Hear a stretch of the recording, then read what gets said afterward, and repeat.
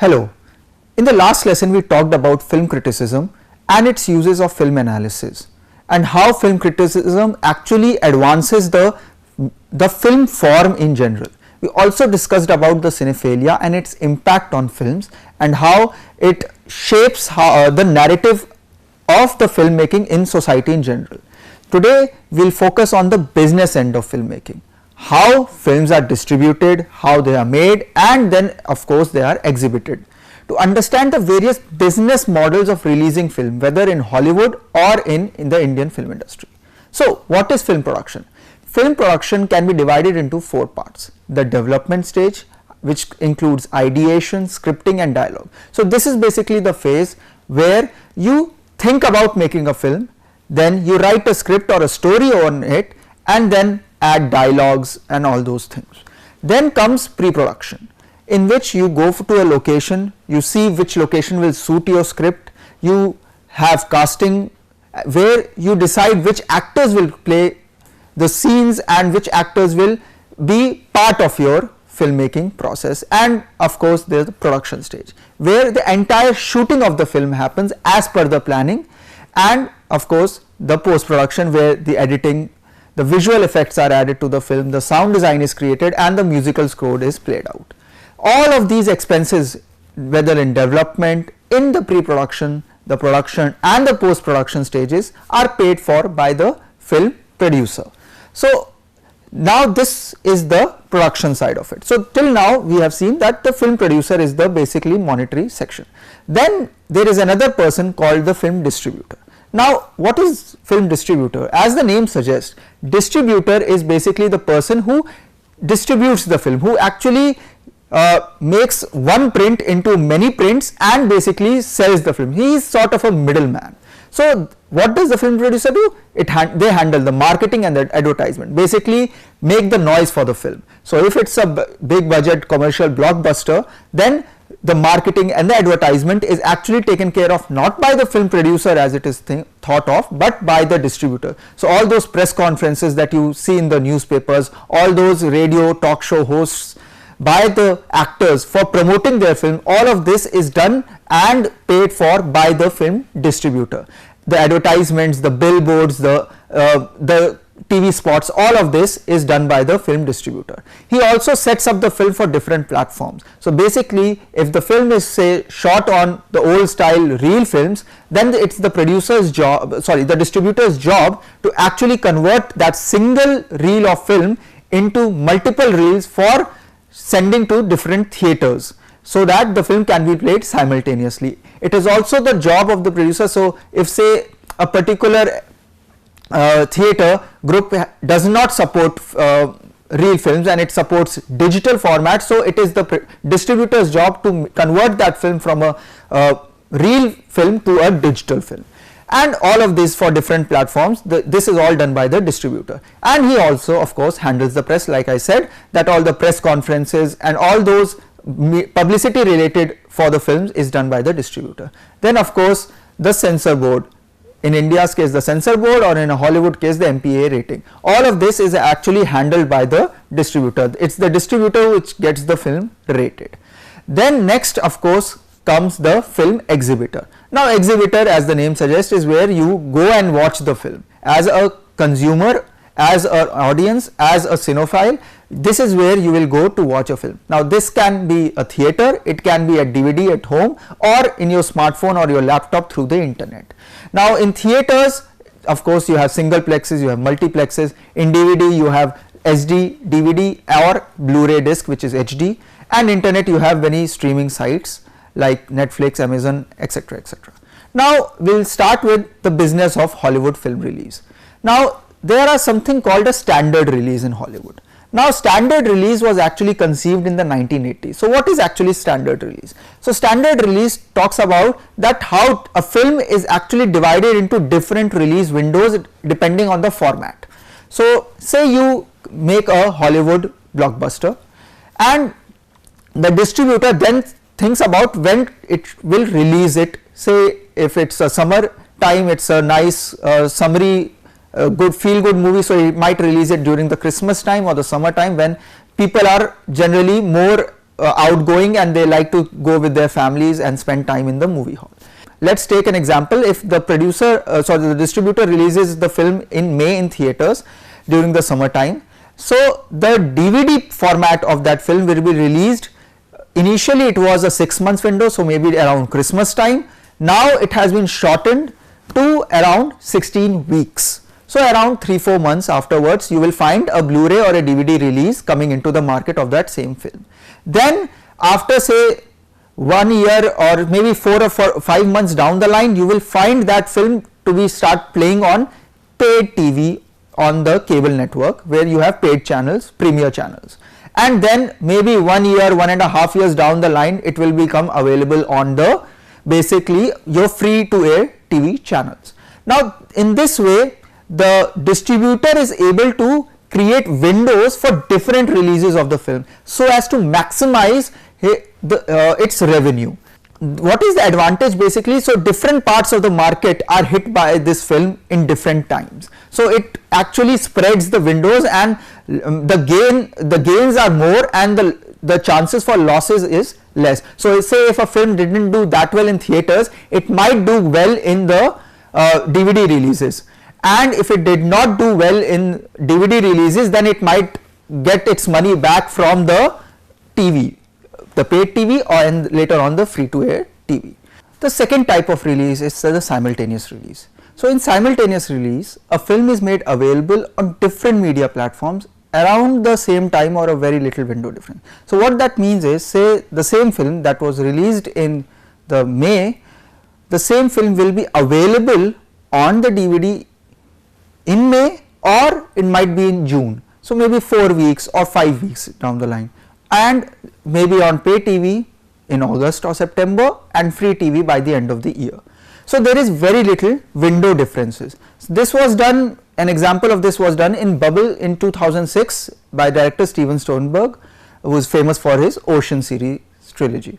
Now it is actually very profitable to consumers and production companies. Now the reason why it is profitable to consumers is of course obvious, because the consumers can choose in which media they want to view the film. So if they say they want to view it not in a theater, but they want to view it at their home at their own leisure, so they can go to the DVD company and buy the DVD and come at home and watch the film. If they want to watch it in their, say, on their laptop while they are traveling, so they can stream it from an internet streaming service, or they can just wait for it for come to on television and watch it on television. So it's the consumer's choice. So the consumers get their own choice, and it's, as you know, consumers, whenever they have a choice, it's a good business sense. Now the production companies, it is very profitable because they have to market the film only once. So what happens in contrast to say the standard releases, where the production company has to spend each time a little bit of marketing and advertisement budget to highlight the format in which it is coming. So say once they have to do it for theaters, they have to market it, then when the DVD is coming out, they again have to launch a different campaign for the DVD releases, and then of course for TV and pay TV they don't have to do much, but for a streaming service sometimes they do. But in simultaneous release, all of this is combined because there is very little window difference. So generally they don't have to spend the same amount of money again and again and again, but the loss is to actually the theater owners. So what happens is the theater owners don't get their money out of it. Theater owners only earn money from ticket sales, and in simultaneous release, because the consumers have so many options at the same time, the monopoly of the theater is no longer there, so less people go to the theaters, and since the ticket revenues of the theater decline. Now what happens in straight to video, basically a film is never released in the theaters, it directly goes into DVD and or internet market, where you have the streaming services nowadays. So what this is actually done not with the blockbusters, but with independent filmmakers and smaller production company films, because theater releases require the distributor to spend more money making prints, getting theater groups to latch on to the film, and thus cutting the margin of the distributor. We will talk about this a little later on when we will talk about how distribution works and how the money is actually divided. So that then it will become more clear, but actually theatre basically takes a chunk out of the ticket, and the distributor takes a chunk out of the ticket that you pay when you go watch a film. Now this is profitable for independent filmmakers and companies because they don't have to share their revenue with the theatre group. Now let's look at this pie chart. In this pie chart you can see this is a 2007 pie chart of how a Hollywood studio film earns its money. So you can see at around 22% is the theatrical money. So actually the theatre, which is basically once was a bread and butter of any film, has now shrunk its value to just 22% of the total revenue a film earns. And the home video section, which is the DVD sales, the Blu-rays, the VHS of course in the 80s and 90s, that section is of course almost 50%, which is around 46-48%, which is almost around 50. So half of the revenue of a film now comes from home video. Hence the direct to video thing that I talked about earlier, here it comes to picture. So all of this theatre section also comes into the home video because it's not available theatrically. So the revenue stream of the distributor as well as the producer of the small films increases. So independent films generally in US go directly to video. Then of course you have your free TV, which is around 13%, pay TV, which is the paid version where the film comes first before going to the free TV, that is 8.4, licensing and all where you get some money out of it, and other merchandise and all 2% and 8%. So but the basic chunk of it is home video, theatrical release, and then of course the TV revenue, which is combinedly free TV, pay TV comes to 20%. So that is how a typical Hollywood film earns its money. So now let's look into the flow of money, how the money actually goes from say producers, distributors and theatre, how does the money actually flow. So producers sell their films to distributors. So producers have invested a little bit of money on that, and then the distributors pay producers for the film and get rights to that film. Then the distributors sell these films on rental basis or on tickets sharing basis to theatres. So theatres recover money from the ticket sales. So whatever we pay to the theatre, it ends up going into the distributor, which ends up going into the producer's pocket. So if you look at this flow chart, so the consumer, say if we say we pay 6 rupees, so maybe this is of course a diagrammatical representation of it, not an actual sharing model, but some part of it will the theatre will keep, and rest of it will go to distributor, then some part of that will be kept by the distributor and rest of it will go to the producer. So this is how basically the model is used. Now Indian film distribution is a little bit different to a Hollywood or a Western film distribution, because of course India being one of the largest filmmaker producers, so the distribution is also a little bit more Indianized, if you can say. So there are two cases of producers in Indian film industry. One are the individual producers. Okay, the individual producers actually sell their film to distributors and get their profit directly.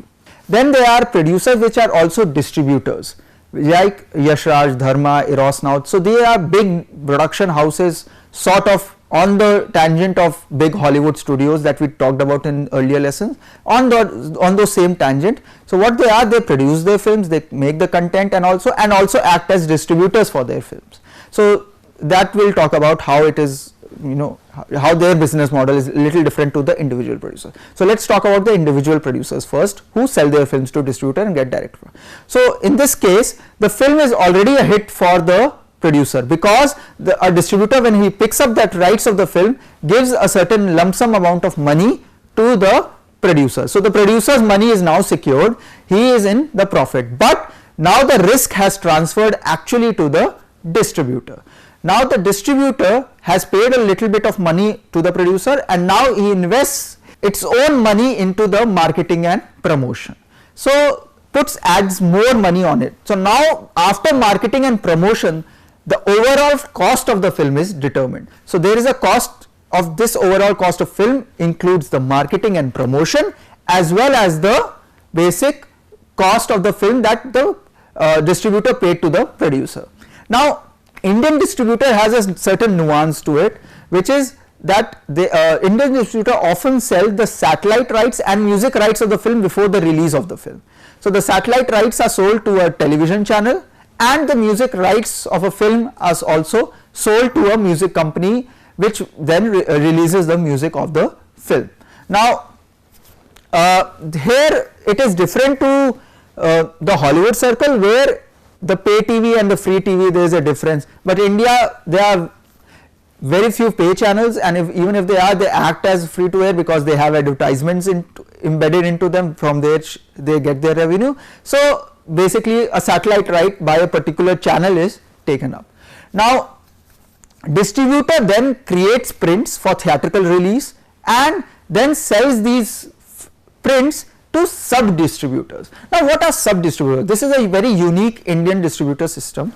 So sub distributors are circle specific. So India is actually divided into circles. Okay, so you have a northern circle, a southern circle, an eastern circle, a western circle, or a Saurashtra circle, and of course there are sub circles in these circles. So distributor actually sells these films to particular sub distributors which are circle specific. So northern circle specific, or southern circle specific, or eastern circle specific, or western circle specific. So they are sub distributors. Now why does it happen? Why does it happen? Because distributor is able to hedge against the loss making, because right now, because the film is with the distributor, so all the risk of that film becoming a flop is on the distributor. So distributor also wants some sort of a safety net, some sort of a security. So sub distributors act as that security. So once the distributor sells this film to a particular sub distributor, that sub distributor will then go on to sell the film to a cinema owners of their own particular circle. The money chain gets an added level of cushion for the distributor, and the distributor through the satellite rights, through the music rights, and through the sub distributor system is able to recover a lot of its money through this method. Now on the film release, what happens is the money from the tickets is collected. Now this money that has been collected is known as the gross income of the film. This is the gross income of the film. So whatever money you have paid in the ticket, and then of course the other thousands, lakhs, or millions of people that actually pay for those tickets, all those money is collected, and that is known as the gross income of the film. So after deduction of tax, of course the government takes a tax which is around 28% nowadays. So a 28% of the tax is collected, and whatever revenue is left is the net income of the film. So this is what basically the net income of the film is, which is basically shared between the theatre owners and the various distributors. Now there is a revenue sharing ratio that is being created in the Indian industry, and it is very near to the western logic of revenue sharing also. So that is why I have not put a western revenue sharing model separately.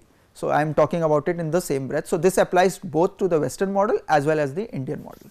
So in this revenue sharing, what happens is it is different. So there is a single screen, as you know, which we will call singleplex. So it is 25:75, meaning that for every 100 rupees that the film earns, the theatre gets 25 rupees and 75 rupees goes to the distributor. Okay. Now this distributor can be a sub distributor or the main distributor. If it is a sub distributor, then this 75 will be further divided between the sub distributor and the distributor, whatever their agreement or contract will be about. Multiplexes, it is a little different, because the ratio is higher and is at per week basis. Basically what that means is that for the first week the ratio is 50-50. That means for every 100 rupees the multiplex chain keeps 50 rupees and the distributor gets a 50 rupees. For the second week it is 60:40, meaning that the multiplex chain gets 60 rupees and the distributor gets 40 rupees, and for the third week it is 70-30, which means that the multiplex keeps 70 rupees of the 100 and 30 rupees goes to the distributor. So as you can see, after third week a film becomes 70-30 only and runs on 70-30 model only. So it keeps on repeating for whatever weeks it is in the running. So 70 rupees always goes to the multiplex and 30 rupees to the distributor henceforth. Now as I said that there are different circuits, circles or circuits, whatever you want to call them, that have been created in the film distribution system. So Indian film distribution is basically 7 circles, 6 are in India and 1 is overseas. Now these 6 in India are further subdivided. These 6 in India were, say 20-30 years ago, there were 6 big huge chunks of circles. Now many of these circles have 3 sub circles into them. So around 10 to 15 circles now exist in India, and the overseas circle is just one circle, meaning whether the film is being showcased in Dubai, whether the film is being showcased in US, UK, all of this comes under the one basic circle. So, a film distributor for that circle will be taken up. Now, as I have talked about in the previous lectures on globalization, this is where the overseas market becomes important, because it has been created into one entire circle on its own. There are different class centers. So, if you take up the northern circle, which has been now been divided into the northern circle and the UP circle, which consists of Uttarakhand and UP, and the northern circle which consists of Delhi, Haryana, Punjab and Jammu Kashmir and Himachal Pradesh. So, there are two circles even in the northern circle, which was once called a northern circle. There is a north circle and now a UP circle. In this circle, of course, there are different class centers. Now, what does class centers basically stand for? Class centers are basically the city, what type of a city in which, or the city center which is being used. So, Delhi will be somewhere in A, because it is a metropolitan city, it is a huge city, and you have a different class of people living in that, which have a different kind of a socio-economic background. Then you have B class, C class and D class centers depending on the population. So, generally B class and C class are your tier 2, tier 3 cities, and D class stands for rural India or rural circuit of that circle. Now, why is this important? All of this division has been done by the film distribution to hedge against losses. So, say a particular film talks about privacy issues, or talks about sensitive issues of divorce or family law, or those sort of things, will be more appreciated in A or B class city centers because of the content that it has.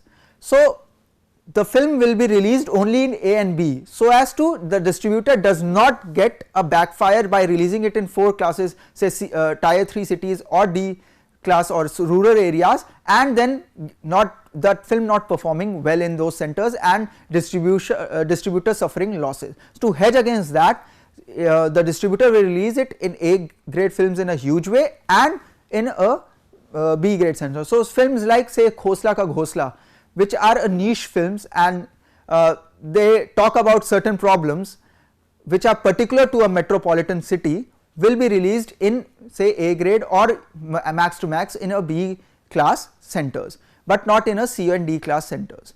C and D class centers might have films which are more you can say action oriented, where people go to films to get entertained, not to get educated about it. So, those sort of films will be released in C and D class centers. Now, all of this is basically hedging against losses, film distribution hedging against losses. So, in summary, in today's lecture we learnt about the flow of funds and release of the films, how the films goes from producer to distributor to exhibitor, the various revenue generation of the films whether in Hollywood or in the Indian film industry, and the distribution of revenue among producers and exhibition, how it is disbursed, what ratio, what is the revenue sharing ratio, how is rental film different to a commercial film, and also we learned about the nuances of the Indian film distribution. In the next lesson, we will talk about the film festivals, their importance to the industry, film society, and how it impacts the film appreciation in general. Thank you.